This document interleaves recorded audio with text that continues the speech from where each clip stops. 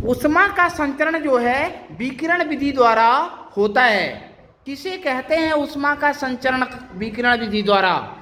जब ऊष्मा का स्थानांतरण एक स्थान से दूसरे स्थान तक बिना माध्यम का होता है लाडला, ठीक है ना।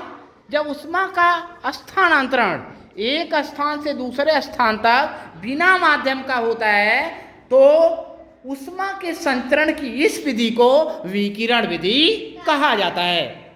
जैसे सूर्य से ऊष्मा आ रही है लाडला, सूर्य से ऊष्मा जो आती है वह हमें प्राप्त होती है, यह किस विधि पर आधारित है? विकिरण विधि पर आधारित है।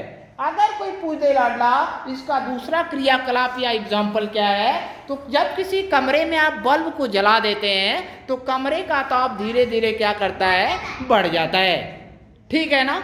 और कमरे का ताप लाडला बढ़ जाता है, लेकिन उसमें जो है कमरे का जो ताप है वह बढ़ तो जाता है, लेकिन उसको जो है उसको बढ़ने के लिए किसी माध्यम की आवश्यकता नहीं पड़ती। इसलिए यह भी जो है किसका उदाहरण है? ऊष्मा संचरण की विकिरण विधि का उदाहरण है।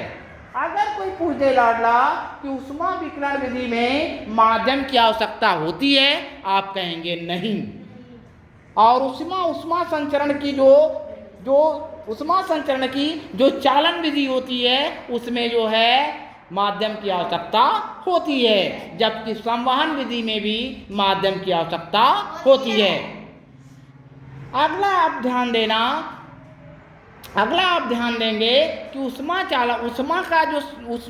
का जो है जो संचरण होता है चालन विधि द्वारा वह केवल ठोस में होता है, ठीक है। अर्थात ऊष्मा का जो चालन विधि है, ऊष्मा का जो संचरण की चालन विधि है वह केवल जो है ठोस में होती है, वह द्रव और गैस में नहीं होती है।